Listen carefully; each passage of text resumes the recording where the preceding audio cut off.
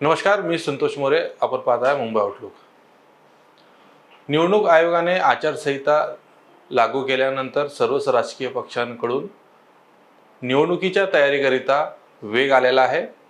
महाविकास आघाडी असो किंवा महायुती, अद्यापही जागा वाटप जाहीर झालं नसलं तरी मात्र भारतीय जनता पार्टीच्या वतीने महाराष्ट्रातील 20 उमेदवारांची पहिली यादी जाहीर करण्यात आली होती.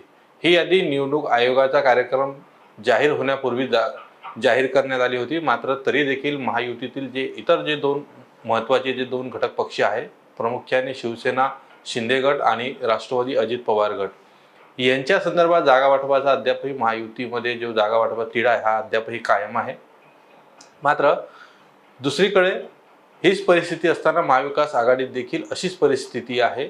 अद्यापही प्रमुख 3 पक्ष असलेले महाविकास आघाडीमधील शरद पवार, राष्ट्रवादी काँग्रेस पक्ष आणि शिवसेना उद्धव बाळासाहेब ठाकरे तसेच काँग्रेस या तिन्ही पक्षांकडूनही अद्यापही जागा वाटपाचा फॉर्म्युला जाहीर करण्यात आलेला नाही आहे.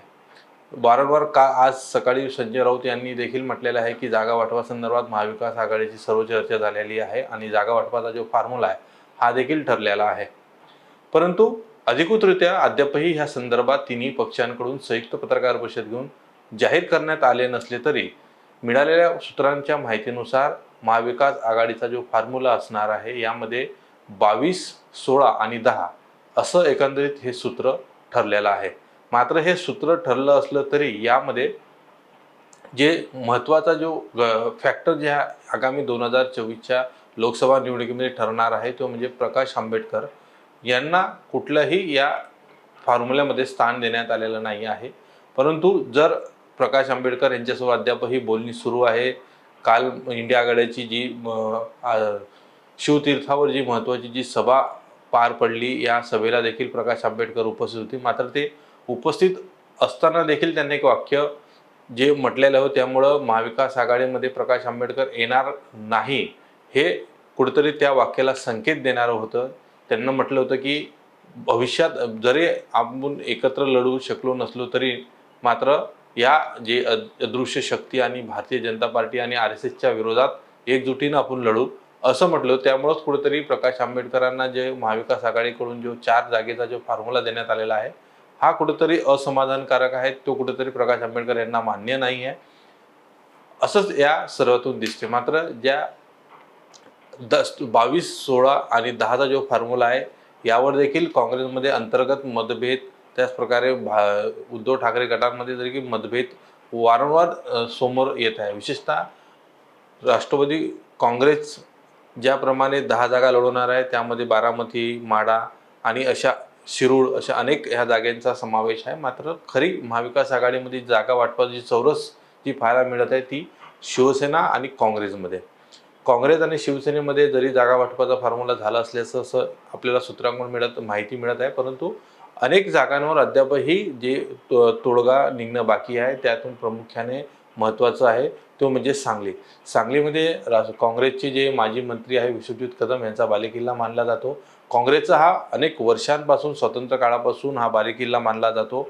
या ठिकाणाहून अनेकदा खासदार आहे. मात्र मागील 2019मध्ये या ठिकाणी काँग्रेसचा खासदार पडला होता. मात्र या निवडणुकीमध्ये काँग्रेसला ही सीट काही करून पाहिजे. त्या ठिकाणी पाटील यांचं नाव देखील चर्चेत आहे, जे जिल्हा मध्यवर्ती बँकेचे अध्यक्ष आणि काँग्रेसमध्ये सक्रिय आहे. त्यासाठी विश्वजित कदम हे ताकद लावून धरलेले आहे की हा मतदारसंघ आपल्याकडेच ठेवा, कारण ह्या मतदारसंघामध्ये जे आमदार आहे ते बहुतांश सर्वाधिक काँग्रेसचे आहे आणि एक राष्ट्रवादीचे आहे. त्यामुळं अनेक वर्षांपासून हा किल्ला काँग्रेसचा बालेकिल्ला असल्यामुळं हा ठाकरे गटांना सोडण्यात येऊ नये अशी मागणी देखील धरण्यात आलेली आहे. जर ह्या ठिकाणी जर काँग्रेसचे राष्ट्रीय अध्यक्ष मल्लिकार्जुन खरगे यांच्यासोबत देखील बैठक झालेली होती. त्यांना पण सांगण्यात आलेलं होतं की हा किल्ला, हा जो सांगली मतदारसंघ हा कशा प्रकारे महत्त्वाचा आहे.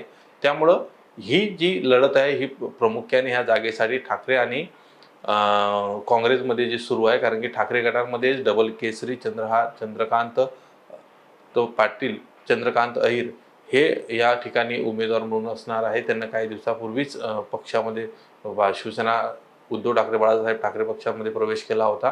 त्यामुळे कुठेतरी ही जागा त्यांना सोडण्यात येईल, कारण की नुकताच 22 मार्चला उद्धव ठाकरे यांचा सांगली दौरा आहे. त्या ठिकाणी बहुतेक उमेदवारी उद्धव ठाकरे जाहीर करण्याची शक्यता आहे, कारण की आपण पाहिलं की अनेक ठिकाणी ज्या प्रकारे उद्धव ठाकरे सभा घेत होते, दक्षिण मुंबई असो किंवा उत्तर मुंबई असो किंवा पूर्व मुंबई असो, या ठिकाणी ज्या ठिकाणी उद्धव ठाकरे सभा घेत होते त्या ठिकाणी त्या परिसरातला जो उमेदवार आहे त्यांच्या पक्षाचा हे देखील जाहीर करत होते. त्यानंतरच कुठेतरी असं तरी बोललं जातं की सांगलीमध्ये जे 22 तारखेला जी उद्धव ठाकरे यांची जनसंवाद यात्रा आणि जी सभा होणार आहे त्या सभेतच शिवसेनेच्या वतीने सांगलीतला उमेदवार जाहीर करण्याची शक्यता आहे. मात्र जर हा तोडगा जर निघाला नाही तर काँग्रेसची अशी तरी बोलणी सुरू आहे की म्हणजे काँग्रेसच्या कार्यकर्त्यांची मागणी आहे, स्थानिक आमदारांची मागणी आहे की मतदारसंघामध्ये मैत्रीपूर्वक लढत होण्याची शक्यता आहे. मात्र त्यामुळंच ह्या लोकसभा निवडणुकीची पहिली मैत्रीपूर्ण लढत जी होण्याची शक्यता ही सांगलीतून वर्तवण्यात येत आहे. आणि दुसरा मतदारसंघ आहे रामटेक. रामटेकमध्ये पण काँग्रेस आणि उद्धव बाळासाहेब ठाकरे यांच्यामध्ये मतभेद आहे. ती जागा दोन्ही पक्षांना हवी आहे. त्यामुळे ही महत्त्वाची ह्या दोन मतदारसंघामध्ये आणि इतर जे बाकीचे मतदारसंघ ह्या ठिकाणी जर नाशिक, शिर्डी या ठिकाणी देखील पक्षांना जागा हवी आहे. मात्र त्या ठिकाणी उद्धव बाळासाहेब ठाकरे पक्षाचा जोर असल्यामुळं तिथं ती जागा सोडायला तयार नाही आहे. आता एकंदरीत ज्या जागा वाटप जो झालेला आहे ह्याच्यामध्ये शिवसेना, काँग्रेस आणि राष्ट्रवादी ह्यांना कोणकोणत्या जागा मिळालेल्या आहेत. प्रामुख्याने उद्धव बाळासाहेब ठाकरे यांच्या पक्षाला जे आपल्याला जो फॉर्म्युला जो आपल्याला सूत्रांकडून मिळालेला आहे त्यापैकी 22 जागा हे शिवसेनाला राहणार आहे आणि महाविकास आघाडीमध्ये मोठा भाऊ म्हणून उद्धव बाळासाहेब ठाकरेच असणार आहे. कारण की ज्या प्रकारे उद्धव बाळासाहेब ठाकरे यांना इतर महाराष्ट्रामध्ये जी सहानुभूतीची जी लाट आहे ही कुठंतरी कॅप्चर करण्याच्या उद्दिष्टानेच महाविकास आघाडीत प्रमुख स्थान हे उद्धव बाळासाहेब ठाकरे यांना देण्यात आलेले आहे. तर ठाकरे गटाला जे जागा मिळाल्या त्यामध्ये जळगाव, बुलढाणा, यवतमाळ, वाशिम, हिंगोली, परभणी, छत्रपती संभाजीनगर जरी नाव असलं तरी मात्र निवडणुकीमध्ये हे औरंगाबाद म्हणूनच येणार आहे आणि त्याच नावानं मतदान देखील जे बॅलेट पेपर जे निवडणूक आयोगाचे येणार आहे त्यात औरंगाबादच उल्लेख राहणार आहे. आणि 7वं नाव आहे धाराशिव. धाराशिवचं पण देखील जसं उस्मानाबाद म्हणून नाव बदलून धाराशिव ठेवण्यात आलं हे देखील उस्मानाबादच राहणार आहे. शिर्डी, नाशिक, ठाणे, कल्याण, पालघर, मुंबई उत्तर पूर्व, मुंबई दक्षिण, मुंबई दक्षिण मध्य, मुंबई उत्तर पश्चिम आणि उत्तर मुंबई, त्यानंतर रत्नागिरी, सिंधुदुर्ग, रायगड, सांगली, हातकणंगले जी जागा जर भलेही ठाकरे गटाला देण्यात आलेली असली तरी मात्र त्या ठिकाणी स्वाभिमान संघटनेचे जे राजू शेट्टी आहे ह्यांना उमेदवारी देऊन महाविकास आघाडी त्यांना पाठिंबा देण्याची शक्यता आहे. ती जागा उद्धव बाळासाहेब ठाकरे गटाकडून त्यांना ती देण्यात येणार आहे. आणि 22वी जी जागा आहे ती मावळ अशा एकूण ह्या 22 जागा ज्या आहे ह्या उद्धव बाळासाहेब ठाकरे पक्षाला देण्यात आलेल्या आहे. तर काँग्रेस ज्या 16 जागेवर लढवणार आहे त्या अशा असणार आहे ते पुणे, नंदुरबार, धुळे, नागपूर, अमरावती, भंडारा, चंद्रपूर, गडचिरोली, जालना, नांदेड, लातूर, उत्तर मध्य मुंबई, कोल्हापूर, सोलापूर, अकोला आणि रामटेक या 16 जागेवर काँग्रेस उमेदवार आपले जवळपास ह्याच्यामध्ये महाविकास आघाडीमध्ये ठरलेले आहे. आणि राष्ट्रवादी काँग्रेस ज्या 10 जागा ज्या लढणार आहे शरद पवार त्यामध्ये शिरूर, सातारा, बारामती, माढा, रावेर, दिंडोशी, अहमदनगर, बीड, वर्धा आणि भिवंडीची जी जागा होती ती काँग्रेसकडे होती पारंपरिक. मात्र ती जागा आता राष्ट्रवादीने मागून घेतलेली आहे. त्या ठिकाणी दादा जे परिचित आहे जे त्यांचा काही दिवसापूर्वीच प्रवेश झाला होता. शिंदे गटाचे जे शिवसेनेचे जे नेते होते त्यांना ते प्रवेश केला होता. त्यामुळे ती जागा शरद पवारांनी भिवंडीची मागितलेली आहे. एकंदरीत जागा वाटप जरी झालं असलं तरी मात्र वंचित हा महत्त्वाचा फॅक्टर असणार आहे. मात्र वंचितला अद्यापही वंचितसोबत बोलणी सुरू आहे, ते सोबत आलेले नाही आहे. परंतु 4 जागेचा प्रस्ताव वंचितला देण्यात आलेला आहे. मात्र वंचित महाविकास आघाडीसोबत आली नाही तर कुठेतरी वंचितचा फायदा हा भाजपला होणार आहे आणि याचाच मोठा तोटा महाविकास आघाड्या देखील होण्याची शक्यता आहे.